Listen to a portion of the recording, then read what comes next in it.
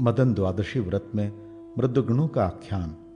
युधिष्ठिर ने कहा, भगवान, दैत्यों की जननी दिति ने जिस व्रत के करने से 49 मृदुगुणों को पुत्र रूप में प्राप्त किया था, अब मैं आपसे उस मदन द्वादशी व्रत के विषय में सुनना चाहता हूं। भगवान श्री कृष्ण बोले, महाराज, पूर्व काल में वशिष्ठ आदि महर्षियों ने दिति से जिस उत्तम मदन द्वादशी व्रत का वर्णन किया था, उसी को आप मुझसे विस्तार पूर्वक सुनिए। व्रतधारी को चाहिए कि वह चैत्र मास के शुक्ल पक्ष की द्वादशी तिथि को श्वेत चावलों से परिपूर्ण एवं छिद्र रहित एक घट स्थापित करे। उस पर श्वेत चंदन का अनुलेप लगा हो तथा वह श्वेत वस्त्र के 2 टुकड़ों से आच्छादित हो। उसके निकट विभिन्न प्रकार के ऋतु फल और गन्ने के टुकड़े रखे जाए। वह विविध प्रकार की खाद्य सामग्री से युक्त हो तथा उसमें यथाशक्ति स्वर्ण खंड भी डाला जाए। तत्पश्चात उसके ऊपर गुड़ से भरा हुआ तांबे का पात्र स्थापित करें। उसके ऊपर केले के पत्ते पर काम तथा उसके वाम भाग में शक्कर समन्वित रीति की स्थापना करें। फिर गंध, धूप आदि उपचारों से उनकी पूजा करें और गीत, वाद तथा भगवान विष्णु की कथा का आयोजन करें। प्रातःकाल वह घट ब्राह्मण को दान कर दें। पुनः भक्ति पूर्वक ब्राह्मणों को भोजन कराकर स्वयं भी नमक रहित भोजन करें और ब्राह्मणों को दक्षिणा देकर इस प्रकार उच्चारण करें, जो संपूर्ण प्राणियों के हृदय में स्थित रहकर आनंद नाम से कहे जाते हैं, वे काम रूपी भगवान जनार्दन मेरे इस अनुष्ठान से प्रसन्न हो। इस विधि से प्रत्येक मास में मदन द्वादशी व्रत का अनुष्ठान करना चाहिए। व्रती को चाहिए कि वह द्वादशी के दिन आमलक फल खाकर भूतल पर शयन करे और त्रयोदशी के दिन अविनाशी भगवान विष्णु का पूजन करें। 13वां महीना आने पर घृत धेनु सहित एवं समस्त सामग्रियों से संपन्न शैया कामदेव की स्वर्ण निर्मित प्रतिमा और श्वेत रंग की दुधारू गौ ब्राह्मणों को समर्पित करे। उस समय शक्ति के अनुसार वस्त्र एवं आभूषण आदि द्वारा सपत्नीक ब्राह्मण की पूजा करके उन्हें शैया और सुगंध आदि प्रदान करते हुए ऐसा कहना चाहिए, आप प्रसन्न हो। तत्पश्चात उस धर्मज्ञ व्रती को कामदेव के नामों का कीर्तन करते हुए गो दुख से बनी हुई हवि और श्वेत तिलों से हवन करना चाहिए। पुनः कृपणता छोड़कर ब्राह्मणों को भोजन कराना चाहिए और उन्हें यथाशक्ति गन्ना और पुष्पमाला प्रदान कर संतुष्ट करना चाहिए। जो इस विधि के अनुसार इस मदन द्वादशी व्रत का अनुष्ठान करता है, वह समस्त पापों से मुक्त होकर भगवान विष्णु की समता को प्राप्त हो जाता है तथा इस लोक में श्रेष्ठ पुत्रों को प्राप्त कर सौभाग्य फल का उपभोग करता है। दिति के इस व्रतानुष्ठान के प्रभाव से प्रभावित होकर महर्षि कश्यप उसके निकट पधारे और परम प्रसन्नता पूर्वक उन्होंने उसे पुनः रूप यौवन से संपूर्ण तरुण बना दिया तथा वर मांगने के लिए कहा। दिति ने कहा, पति देव, मैं आपसे एक ऐसे पुत्र का वरदान चाहती हूँ जो इंद्र का वध करने में समर्थ, अमित पराक्रमी और महान आत्मबल से संपन्न हो। यह सुनकर महर्षि कश्यप ने उससे कहा, ऐसा ही होगा। कश्यप ने पुनः उससे कहा, वरानने, 100 वर्षों तक तुम्हें इसी तपोवन में रहना है और अपने गर्भ की रक्षा के लिए प्रयत्न करना है। वर वर्णनी, गर्भिणी स्त्री को संध्या काल में भोजन नहीं करना चाहिए। उसे ना तो कभी वृक्ष के मूल पर बैठना चाहिए, ना उसके निकट ही जाना चाहिए। वह घर की सामग्री, मूसल, ओखली आदि पर ना बैठे, जल में घुसकर स्नान न करे, सुनसान घर में ना जाए, लोगों के साथ वाद विवाद न करे और शरीर को तोड़े मड़ोड़े नहीं। वह बाल खोल कर ना बैठे, कभी अपवित्र ना रहे, उत्तर दिशा में सिरहाना करके एवं कहीं भी नीचे सर करके ना सोए, न नंगी होकर रहे, न उद्विग्न चित्त रहे, न कभी भीगे चरणों से शयन करे, अमंगल सूचक वाणी न बोले, अधिक जोर से हंसे नहीं, नित्य मांगलिक कार्यों में तत्पर रहकर गुरुजनों की सेवा करे और आयुर्वेद द्वारा गर्भिणी के स्वास्थ्य के लिए उपयुक्त बतलाई गई संपूर्ण औषधियों से युक्त गुनगुने गर्म जल से स्नान करे, बुरी स्त्रियों से बातचीत ना करे, कपड़े से हवा ना ले, मृत वत्सा स्त्री के साथ ना बैठे, दूसरे के घर में ना जाए, जल्दी जल्दी ना चले, महानदियों को पार ना करे, भयंकर विभत्स दृश्य ना देखे, अजीर्ण भोजन ना करे, कठिन व्यायाम आदि ना करे, औषधियों द्वारा गर्भ की रक्षा करती रहे, हृदय में मात्सर्य भावना रखे। जो गर्भिणी स्त्री विशेष रूप से इन नियमों का पालन करती है, उसका उस गर्भ से जो पुत्र उत्पन्न होता है वो शीलवान एवं दीर्घायु होता है। इन नियमों का पालन ना करने पर निसंदेह गर्भपात की आशंका बनी रहती है। प्रिय, इसलिए तुम इन नियमों का पालन करके अपने गर्भ की रक्षा का प्रयत्न करो, तुम्हारा कल्याण हो। अब मैं जा रहा हूँ। दिति के द्वारा पति की आज्ञा स्वीकार कर लेने पर महर्षि कश्यप वहीं अंतर्धान हो गए। तब दिति नियमों का पालन करते हुए समय व्यतीत करने लगी। कालांतर में दिति को 49 पुत्र मरुदगण प्राप्त हुए। राजन, इस प्रकार से जो भी नारी इस मदन द्वादशी व्रत का अनुष्ठान करेगी, वो पुत्र प्राप्त कर पति के सुख को प्राप्त करेगी। दौर्गंध्य नाशक व्रत का महात्म्य। राजा युधिष्ठिर ने पूछा, भगवान, जन शून्य घोर वन में, समुद्र तरण में, संग्राम में, चोर आदि के भय से व्याकुल मनुष्य किस देवता का स्मरण करे जिससे उस संकट के समय उसकी रक्षा हो सके, यह बताएं।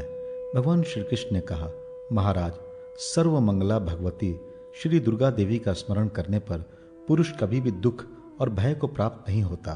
भारत, जब मैं और बलदेव जी अपने गुरु संदीपनी मुनि के यहाँ सब विद्या पढ़ चुके तो उस समय हमने गुरु दक्षिणा के लिए गुरु जी से प्रार्थना की।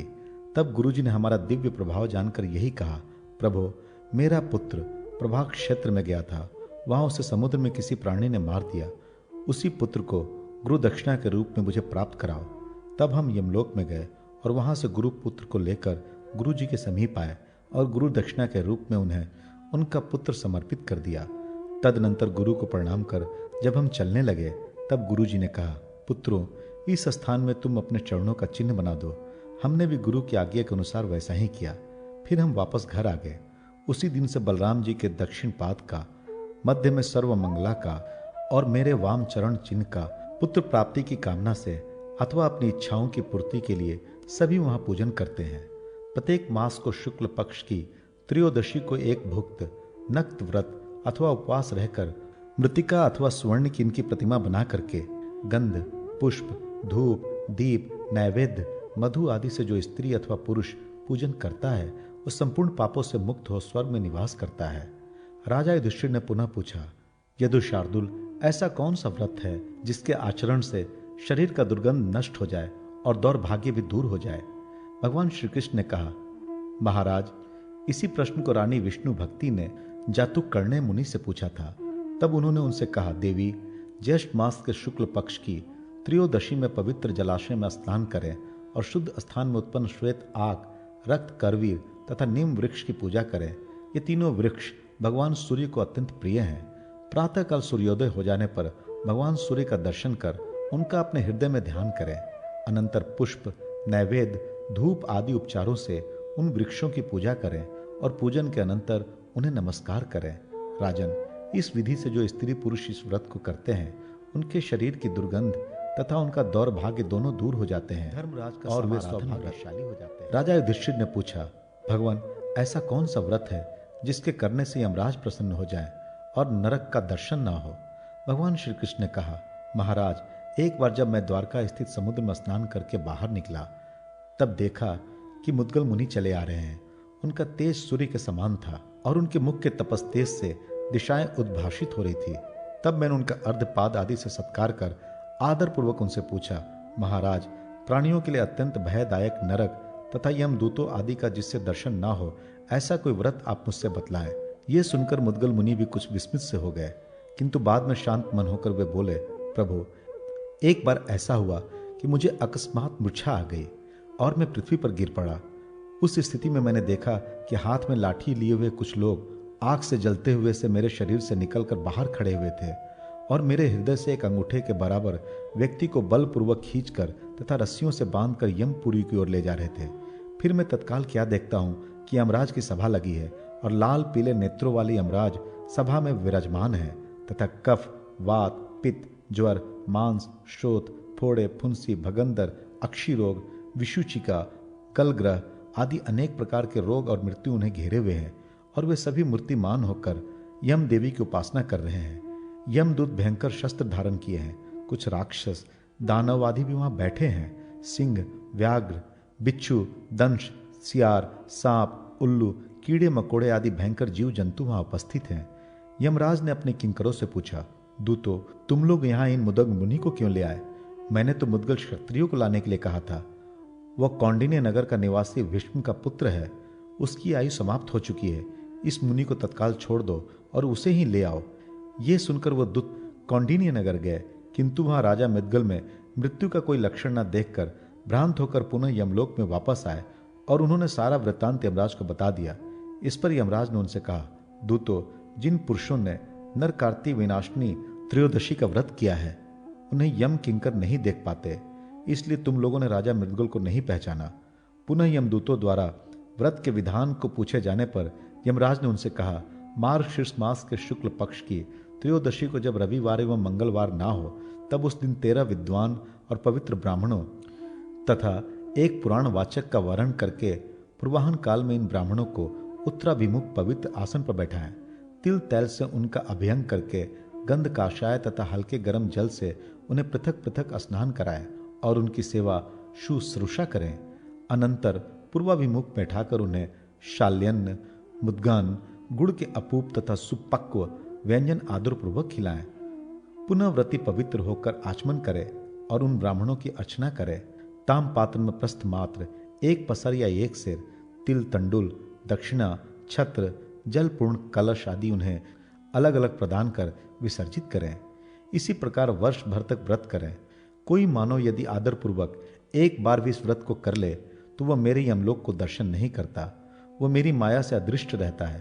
अंत में विमान द्वारा अर्क मंडल में प्रवेश कर वह विष्णुपुर और शिवपुर को प्राप्त करता है। यमदूतो, उस राजा मुद्गल ने इस त्रयोदशी व्रत को पहले किया था, इसलिए तुम सब उस क्षत्रिय श्रेष्ठ का दर्शन नहीं कर पाए। श्री कृष्ण, उसी क्षण मेरी मूर्छा दूर हो गई और मैं स्वस्थ हो गया। भगवान, मैं आपके दर्शन की इच्छा से यहाँ आया था। जैसा पहले वृतांत हुआ वो सब मैंने आपको बतलाया। भगवान श्री कृष्ण पुनः बोले, राजन, वे मुनि मुझसे इतना कहकर अपने स्थान को चले गए। कौन्तेय, आप भी इस व्रत को करें, इससे आपको यमलोक नहीं जाना पड़ेगा।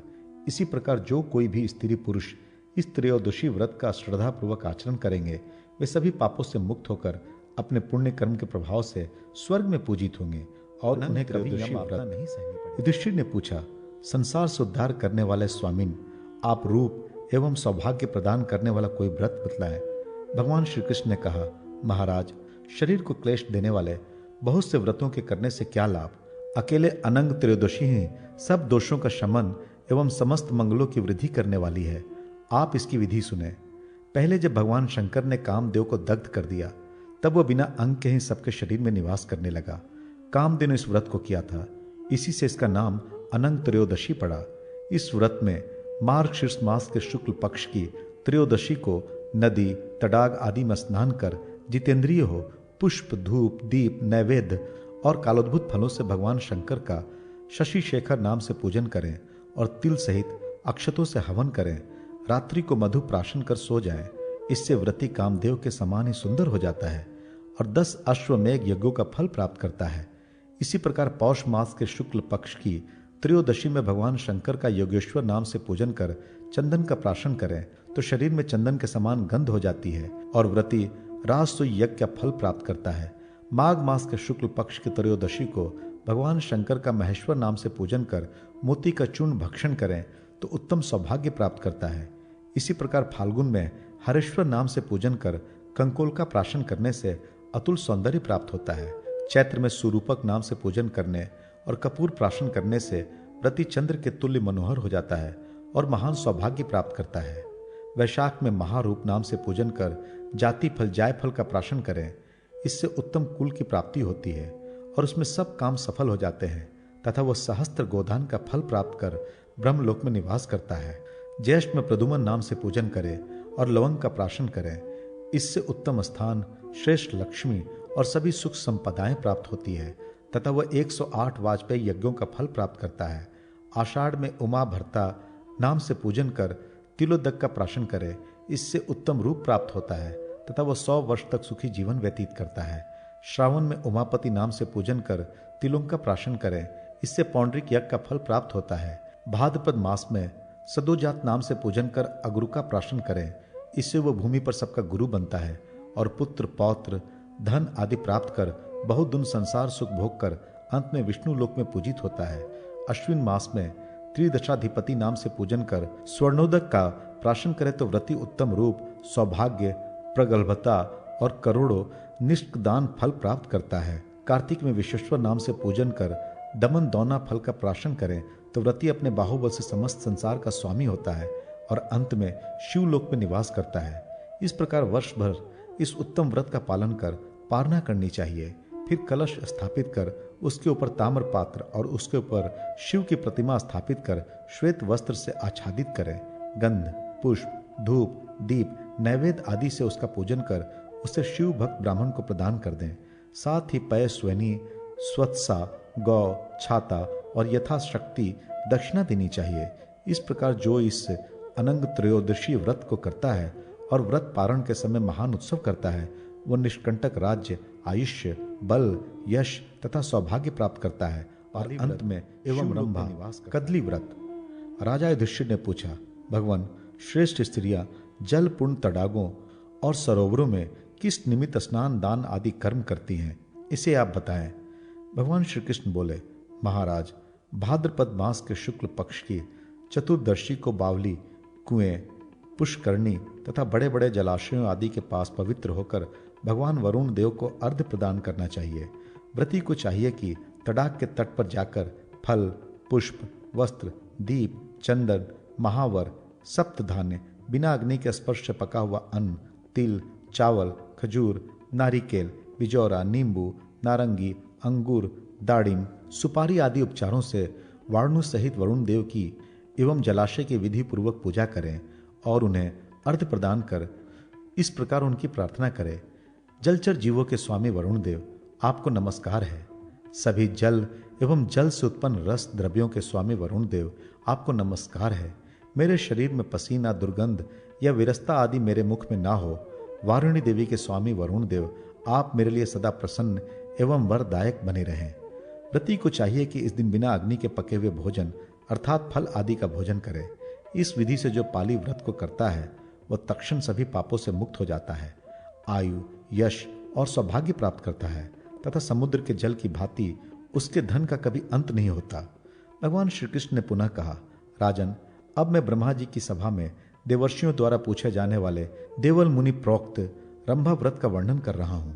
यह भी भाद्रपद शुक्ल चतुर्दशी को ही होता है। सभी देवताओं, गंधर्वों तथा अप्सराओं ने भी इस व्रत का अनुष्ठान कर कदली वृक्ष को सादर अर्घ्य प्रदान किया था।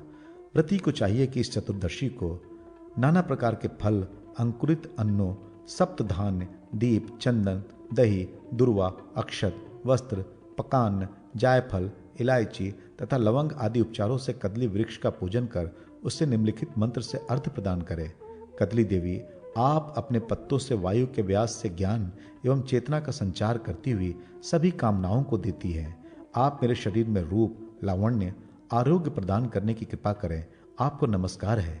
इसके अनंतर स्वयं पके हुए फल आदि का भोजन ग्रहण करें।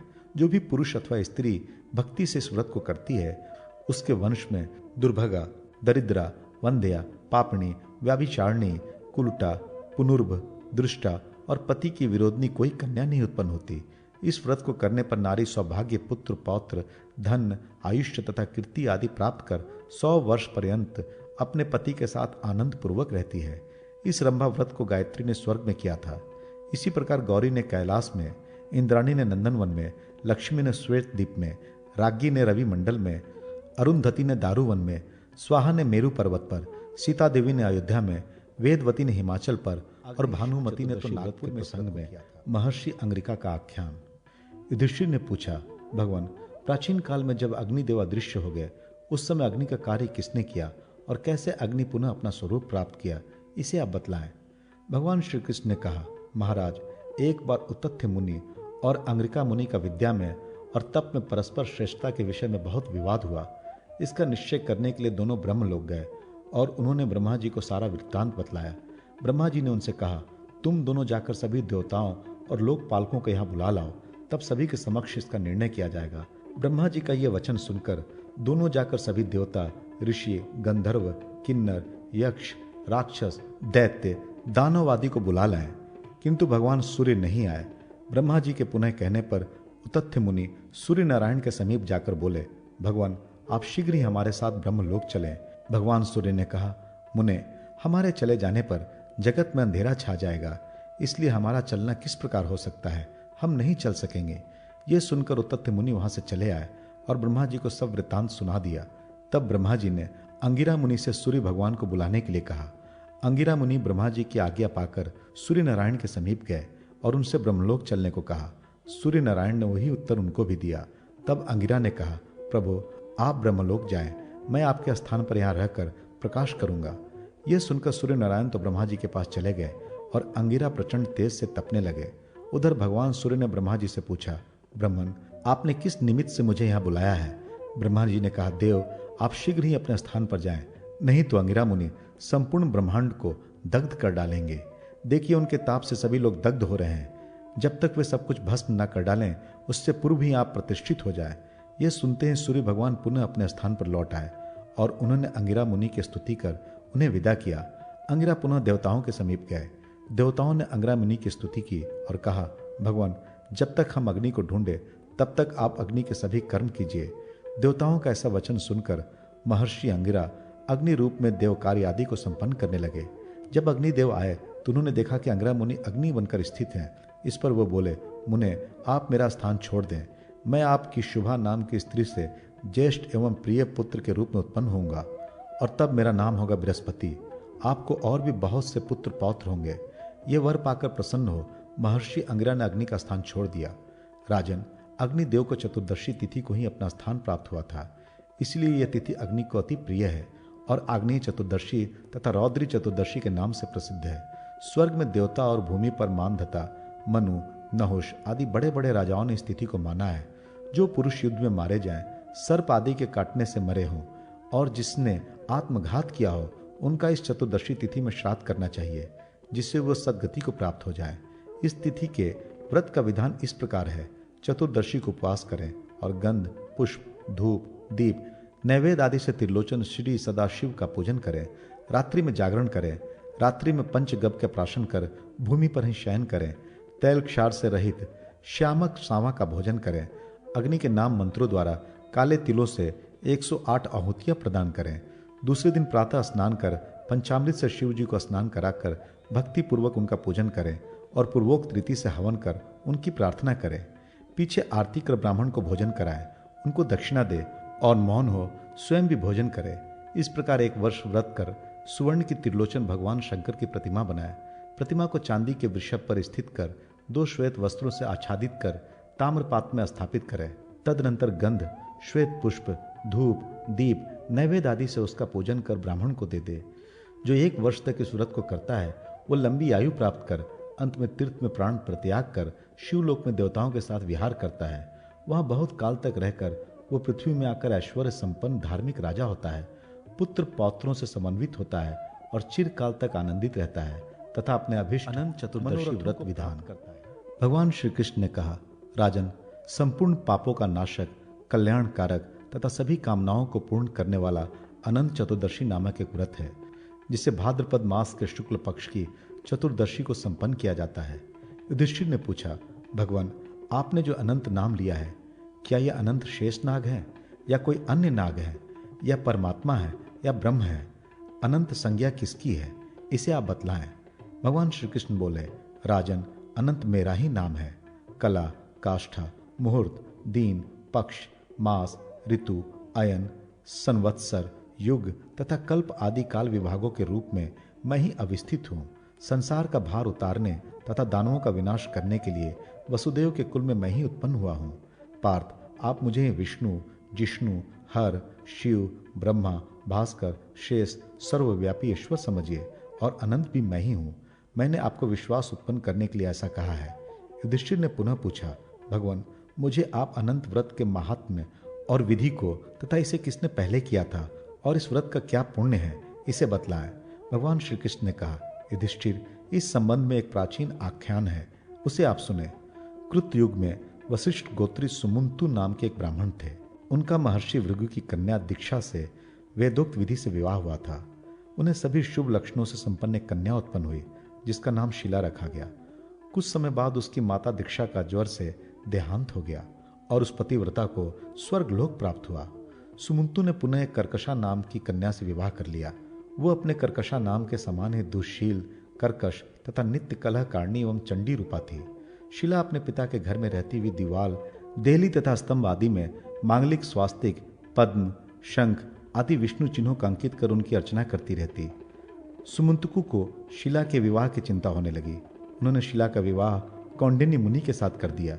विवाह के अनंतर सुमंतु ने अपनी पत्नी से कहा, देवी, दामाद के लिए पारितोषिक के रूप में कुछ दहेज द्रव्य देना चाहिए।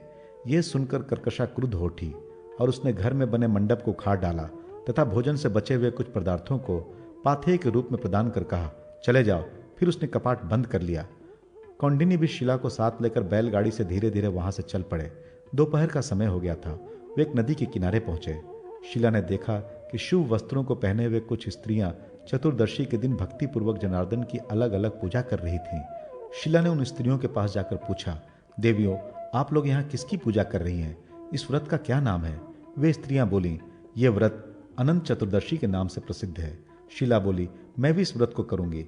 इस व्रत का क्या विधान है? किस देवता की इसमें पूजा की जाती है और दान में क्या दिया जाता है? इसे आप लोग बताएं। इस पर स्त्रियों ने कहा, शीले, प्रस्थ पर पकवान का नैवेद्य बनाकर नदी तट पर जाएं। वहां स्नान कर एक मंडल में अनंत स्वरूप भगवान विष्णु की गंध, पुष्प, धूप, दीप आदि उपचारों से पूजा करें और कथा सुने। उन्हें नैवेद्य अर्पित करें। नैवेद्य का आधा भाग ब्राह्मण को निवेदित कर आधा भाग प्रसाद रूप में ग्रहण करने के लिए रखें।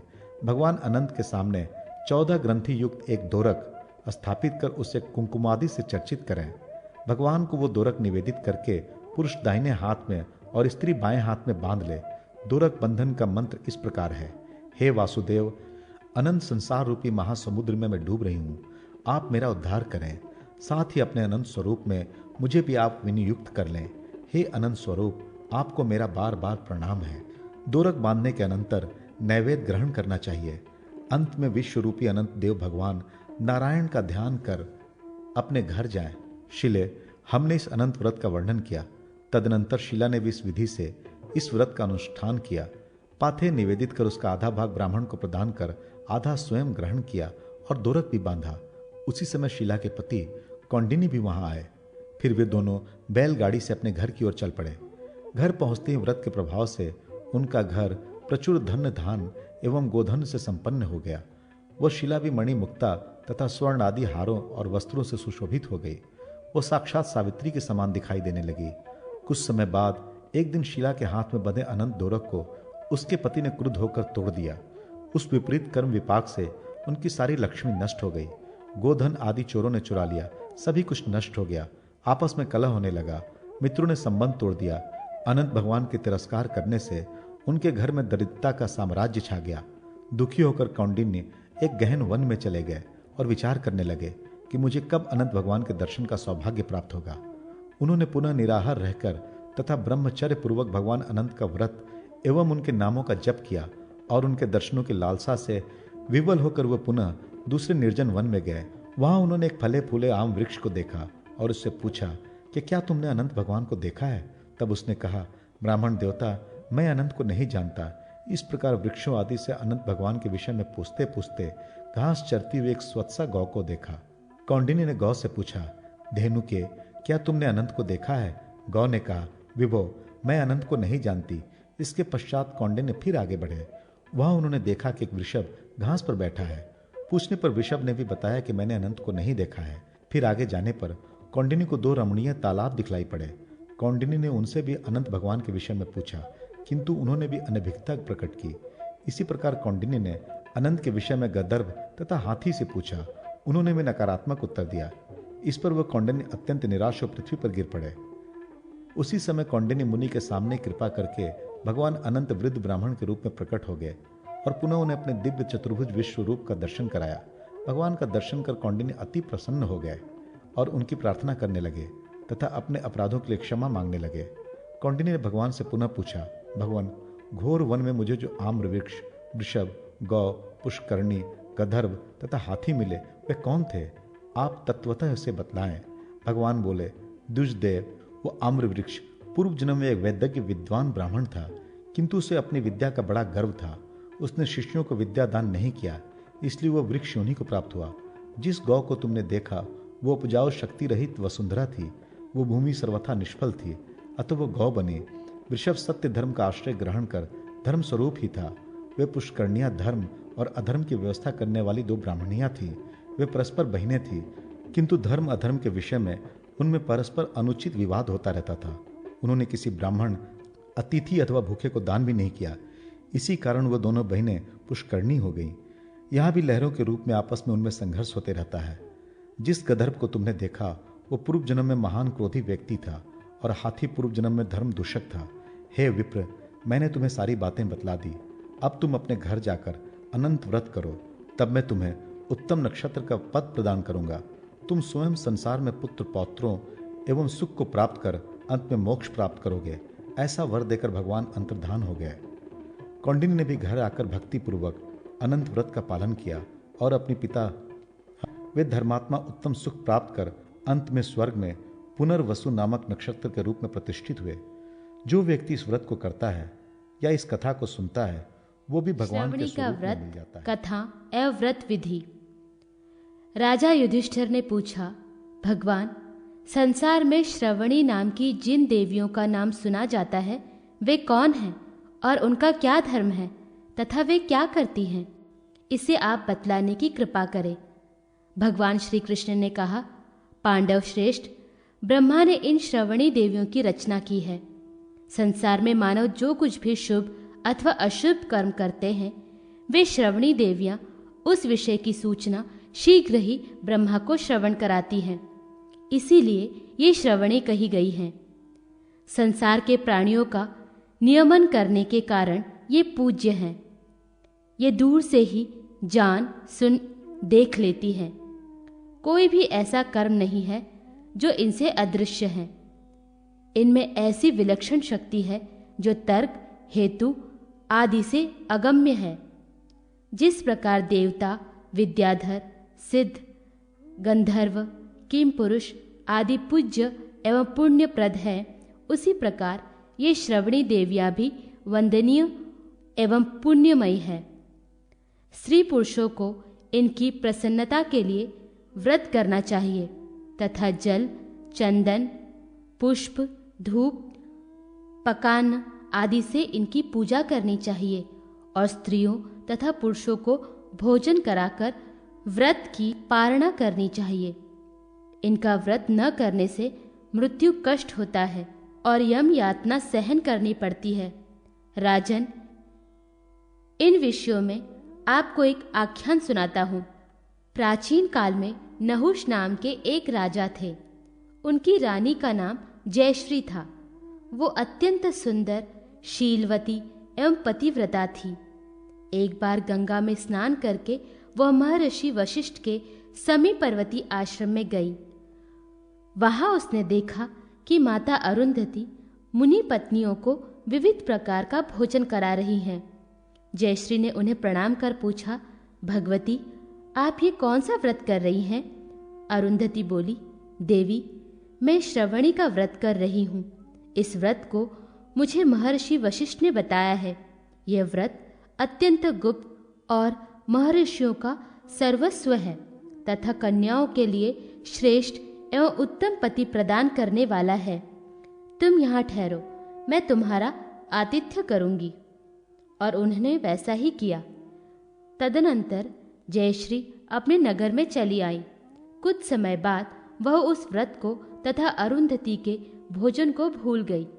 समय आने पर जब वह महासती मरणासन हुई तो उनके गले में गरगराहट होने लगी, कंठ अवरुद्ध हो गया, मुख से फेन एवं लार टपकने लगा। इस प्रकार दारुण कष्ट भोगते हुए उसे 15 दिन व्यतीत हो गए। उसका मुख देखने से भय लगता था। 16वें दिन अरुंधति जयश्री के घर आई और उन्होंने वैसी कष्टप्रद स्थिति में उसे देखा। तब अरुंधति ने राजा नहुष से श्रवणी का व्रत के विषय में बतलाया। राजा नहुष ने भी देवी अरुंधति के निर्देशों को जयश्री के निमित्त तत्काल श्रवणी का व्रत का आयोजन किया। उस व्रत के प्रभाव से जयश्री ने सुखपूर्वक मृत्यु का वरण किया और इंद्रलोक को प्राप्त किया। श्री कृष्ण ने पुनः कहा, राजन, मार्गशीर्ष से कार्तिक तक द्वदंश मासों की चतुर्दशी अथवा अष्टमी तिथियों में भक्ति पूर्वक यह व्रत करना चाहिए। प्रातःकाल नदी आदि में स्नान कर पवित्र हो। श्रेष्ठ 12 ब्राह्मण दाम्पत्यों अथवा अपने गोत्र में उत्पन्न 12 दाम्पत्यों को बुलाकर गंध, पुष्प, रोचना, वस्त्र, अलंकार, सिंदूर आदि से उनका भक्तिपूर्वक पूजन करें। सुंदर, सुडोल, अच्छिद्र जल से भरे हुए सूत्र से अवेष्टित तथा पुष्पमाला आदि से विभूषित स्वर्णयुक्त 12 वर्धनियों जलपूर्ण कलश को ब्राह्मणियों के सामने पृथक पृथक रखें। उनमें से मध्य की एक वर्धनी उठाकर अपने सिर पर रखें तथा उन ब्राह्मणियों से बालावस्था, कुमारावस्था तथा वृद्धावस्था में किए गए पापों के विनाश, सुखपूर्वक मृत्यु प्राप्ति तथा संसार सागर में पार होने और भगवान के परम पद को पाने के लिए प्रार्थना करें। वे ब्राह्मणियां भी कहें, ऐसा ही हो। ब्राह्मणों से पाप के विनाश के लिए प्रार्थना करें। ब्राह्मण उस वर्धनी को उसके सिर से उतार ले और उसे आशीर्वाद प्रदान करे। उन सभी वर्धनियों को ब्राह्मण पत्नियों को दे दें। हे पार्थ, इस प्रकार इस श्रवणी व्रत को भक्तिपूर्वक करने वाला सभी भागों का उपभोग कर सुखपूर्वक मृत्यु का वरण करता है और उत्तम लोक को प्राप्त करता है। नक्त एवं शिव चतुर्दशी व्रत की विधि। भगवान श्री कृष्ण बोले, महाराज, अब आप नक्त व्रत का विधान सुनिए, जिसके करने से मनुष्य मुक्ति प्राप्त कर लेता है। किसी भी मास की शुक्ल चतुर्दशी को ब्राह्मण को भोजन कराकर नक्त व्रत प्रारंभ करना चाहिए। प्रत्येक मास में 2 अष्टमियां और 2 चतुर्दशियां होती हैं। उस दिन भक्तिपूर्वक शिव जी का पूजन करें और उनके ध्यान में तत्पर रहें। रात्रि के समय पृथ्वी को पात्र बनाकर उसी में भोजन करें। उपवास से उत्तम भिक्षा, भिक्षा से उत्तम आयाचित व्रत और आयाचित व्रत से भी उत्तम है नक्त भोजन। इसीलिए नक्त व्रत करना चाहिए। पूर्वाहन में देवता, मध्याहन में मुनिगण, अपराहन में पितर और सायंकाल में ग्रहक आदि भोजन करते हैं। इसीलिए सबके बाद नक्त भोजन करना चाहिए।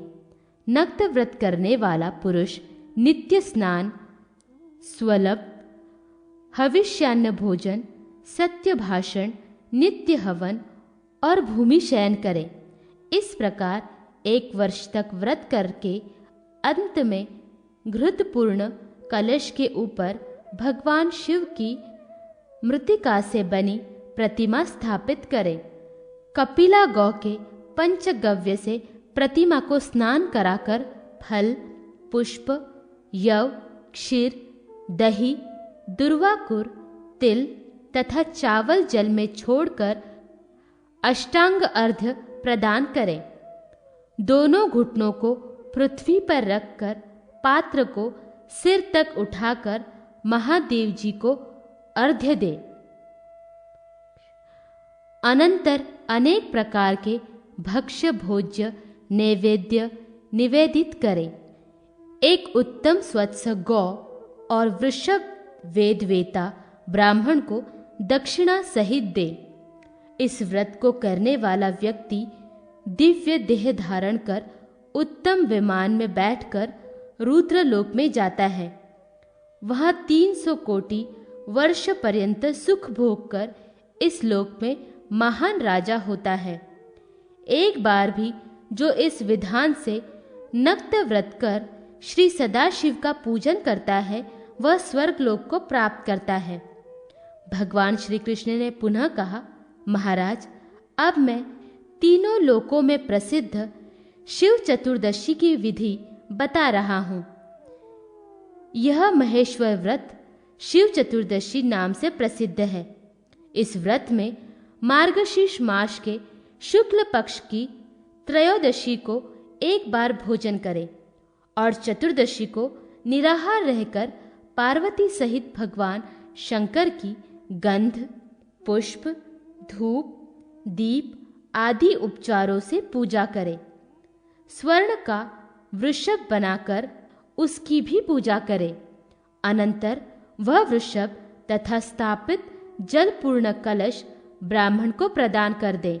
विविध प्रकार के भक्ष्य पदार्थ भी दे और कहे, प्रियंता देव देवोत्र संघ्यो जातः पिनाक घृक। अनंतर उत्तराभिमुख हो घृत का प्राशन कर भूमि पर शयन करें। प्रति मास की शुक्ल चतुर्दशी को यही विधान करें और मार्गशीर्ष आदि महीनों में शयन के समय प्रार्थना करें। 12 महीनों में क्रम से गोमूत्र, गोमय, दुग्ध, दही, घृत, कुशोदक, पंचांगव्य, बिलव, युवागु, यवकी कांजी, कमल तथा काले तिल का प्राशन करें और मंदार, मालती, धतूर, सिंधुवार, अशोक, मल्लिका, कुब्जक, पाटल, अर्क पुष्प, कदंब, रक्त एवं नीलकमल तथा कनेर, इन 12 पुष्पों से क्रमश 12 चतुर्दशियों में उमा महेश्वर का पूजन करें।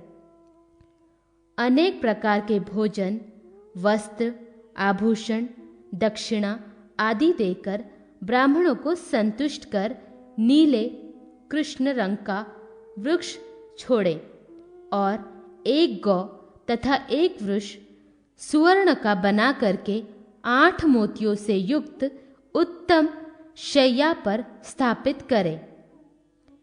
जल कुंभ, शाली चावल, घृत, दक्षिणा सहित सब सामग्री वेद वृत्त परायण शांति चित्त सपत्निक ब्राह्मण को प्रदान कर दें। इस व्रत को जो पुरुष भक्तिपूर्वक करता है उसके माता पिता के भी सभी पाप नष्ट हो जाते हैं और वह स्वयं 1000 अश्वमेध यज्ञ का फल प्राप्त करता है तथा दीर्घायु, ऐश्वर्य, आरोग्य, संतान एवं विद्या आदि प्राप्त करता है। बहुत दिनों तक संसार का सुख भोग कर वह विष्णुलोक आदि में विहार करता हुआ अंत में शिवलोक सर्वफल त्याग चतुर्दशी व्रत। भगवान श्री कृष्ण बोले, भारत, अब आप सर्वफल त्याग चतुर्दशी व्रत का महात्म्य सुने। ये संपूर्ण कामनाओं को पूर्ण करने वाला है। इस व्रत का नियम मार्गशीर्ष मास के शुक्ल पक्ष की चतुर्दशी को अथवा अन्य मासों की अष्टमी को ग्रहण करना चाहिए। उस दिन ब्राह्मण को पायस भोजन कराकर दक्षिणा दें। इस व्रत का आरंभ कर वर्ष भर कोई निंद्य फल मूल तथा 18 प्रकार के धान्य भक्षण न करें। वर्ष के अंत में चतुर्दशी अथवा अष्टमी के दिन स्वर्ण के रुद्र एवं धर्मराजा की प्रतिमा बनाकर 2 कलशों के ऊपर स्थापित कर उनका पूजन करें। सोने के 16 कुष्मांड और मातुलुंग, बैंगन, कटहल, आम्र, आमड़ा, केत, कलिंग, तरबूज, ककड़ी, त्रिफल, वट, अश्वत्थ, जंबीरी, नींबू, केला, बेर तथा दाड़िम, अनार ये फल बनवाएं। मूली, आंवला, जामुन, कमलगट्टा, करौंदा, गुलर, नारियल, अंगूर, 2 बन भंटा, कंकोल, काकमाची, खीरा, करील, कुटज तथा शमी ये 16 फल चांदी के बनवाएं और ताल, अगत्स्य, पीडार, खजूर, सूरण, कंदक, कटहल, लकुच, खेक्सा, इमली, चित्रावली, कुटशाल्य मलिका, महुआ, कारवेल्य, वल्ली तथा गुद पटोलक ये 16 फल तांबे के बनवाएं। इन फलों का व्रत पर्यंत भक्षण न करें, अर्थात इन फलों के त्याग का व्रत में संकल्प करें। व्रत की पूर्णता पर धर्मराज एवं रुद्र की प्रतिमा तथा स्वर्ण, रौप्य एवं ताम्र से बनाए गए इन फलों को वेदज्ञ, शांत, सपत्नीक ब्राह्मण को भगवान की प्रसन्नता के लिए प्रार्थना पूर्वक दान कर दें। सभी उपकरणों सहित उत्तम शय्या, भूषण, दक्षिणा भी ब्राह्मण को देकर यथाशक्ति ब्राह्मण भोजन कराएं। स्वयं भी तेल, क्षार वर्जित भोजन करें। यदि सभी फलों को न त्याग सके तो एक ही फल का त्याग करें और स्वर्ण आदि का बनवाकर इसी विधि से ब्राह्मण को दे। उन फलों में जितने परमाणु होते हैं उतने 1000 युग वर्ष तक इस व्रत को करने वाला व्यक्ति रुद्रलोक में पूजित होता है। स्त्रियों को भी ये व्रत करना चाहिए। इस व्रत के करने वालों को किसी जन्म में इष्ट का वियोग नहीं होता और अंत में वह स्वर्ग में निवास करता है। पौर्णमासी व्रत विधान एवं अमावस्या में श्राद्ध तर्पण की महिमा। भगवान श्री कृष्ण कहते हैं, राजन, पूर्णिमा चंद्रमा की प्रिय तिथि है, क्योंकि इसी दिन चंद्रमा 16 कलाओं से परिपूर्ण होते हैं। इसीलिए ये पौर्णमासी कही जाती है। इसी तिथि को चंद्रमा तारा से बुध नामक पुत्र को प्राप्त कर अत्यंत प्रसन्न हुए थे। यह पौर्णमासी तिथि सभी मनोरथों को पूर्ण करने वाली है। चंद्रमा ने स्वयं कहा है कि जो इस पूर्णिमा तिथि में भक्ति पूर्वक विधिवत मेरी पूजा करेगा, मैं प्रसन्न होकर उसकी सभी कामनाएं पूर्ण कर दूंगा।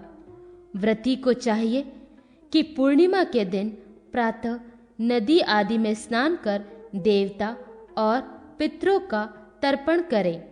तदंतर घर आकर एक मंडल बनाएं और उसमें नक्षत्रों सहित चंद्रमा को अंकित कर श्वेत गंध, अक्षत, श्वेत पुष्प, धूप, दीप, घृतपक, नैवेद्य और श्वेत वस्त्र आदि उपचारों से चंद्रमा का पूजन कर उनसे क्षमा प्रार्थना करें और सायंकाल मंत्र से चंद्रमा को अर्घ्य प्रदान करें। अनंतर रात्रि में मौन होकर शाक एवं तन्नी के चावल का भोजन करें।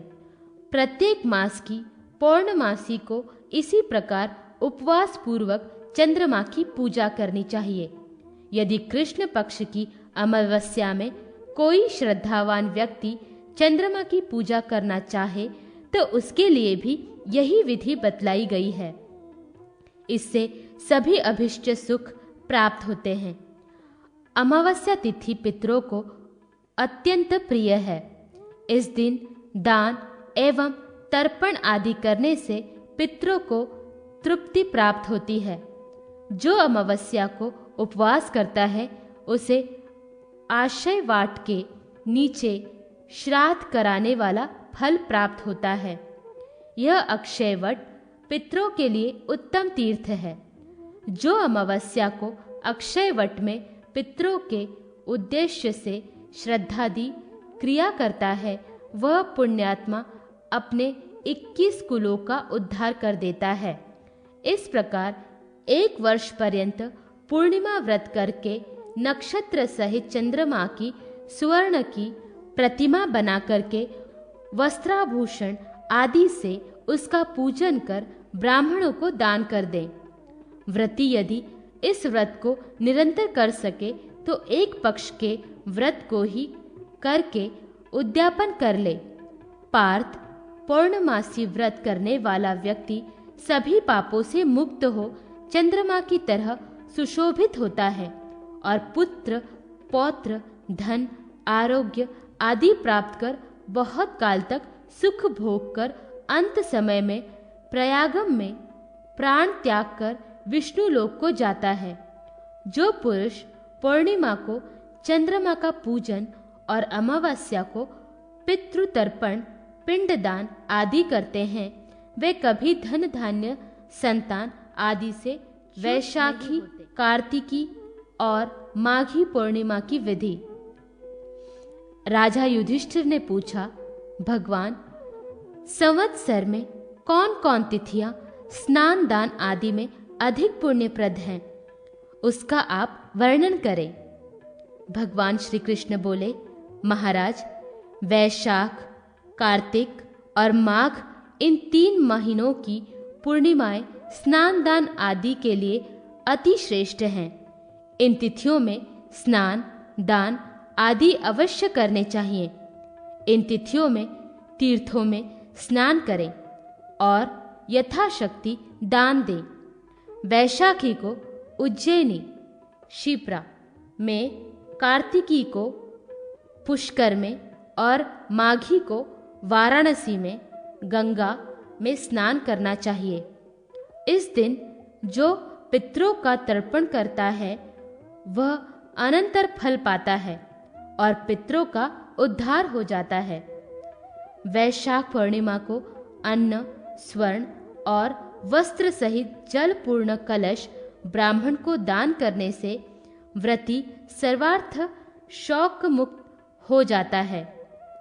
इस व्रत में सुंदर मधुर भोजन से परिपूर्ण पात्र, गौ, भूमि, स्वर्ण तथा वस्त्र आदि का दान करना चाहिए। माघ पूर्णिमा को देवता और पितरों का तर्पण कर स्वर्ण सहित तिल पात्र, कंबल, रुई के वस्त्र, कपास, रत्न आदि ब्राह्मण को दे। कार्तिक पूर्णिमा को वर्षोत्सर्ग करें। भगवान विष्णु का निराजन करें।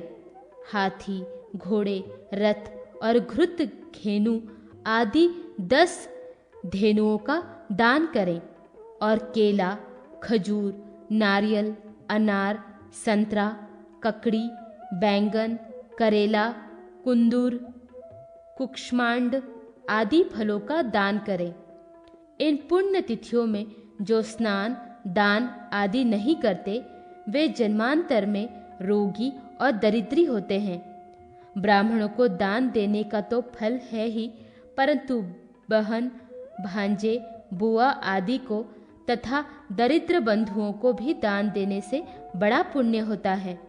मित्र, कुलीन व्यक्ति, विपत्ति से पीड़ित व्यक्ति, दरिद्री और आशा से आए अतिथियों को दान देने से स्वर्ग की प्राप्ति होती है।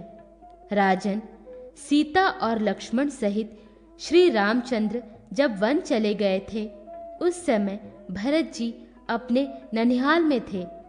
इधर लोगों ने माता कौशल्या को उनके विषय में सशंकित कर दिया कि श्री राम के वन गमन में भरत ही मुख्य हेतु है। फिर जब वे ननिहाल से वापस आए और उन्हें सारी बात ज्ञात हुई तो उन्होंने माता को अनेक प्रकार से समझाया और शपथ भी ली, पर माता को विश्वास न हुआ। किंतु जब भरत ने कहा कि माँ, भगवान श्री राम के वन गमन में यदि मेरी सम्मति रही हो तो देवताओं द्वारा पूजित तथा अनेक पुण्य को प्रदान करने वाली वैशाख, कार्तिक तथा माघ की पूर्णिमाएं मेरे बिना स्नान दान के ही व्यतीत हों और मुझे निम्न गति प्राप्त हो। इस महान शपथ को सुनते ही माता को विश्वास हो गया और उन्होंने भरत को अपने अंक में लिया तथा अनेक प्रकार से आश्वस्त किया। महाराज, इन तीनों तिथियों का संपूर्ण महात्म्य कौन वर्णन कर सकता है? मैंने संक्षेप में कहा है। इन तीनों तिथियों को जल, अन्न, वस्त्र, स्वर्ण पात्र, छत्र आदि दान करने वाले पुरुष इंद्रलोक को प्राप्त करते हैं।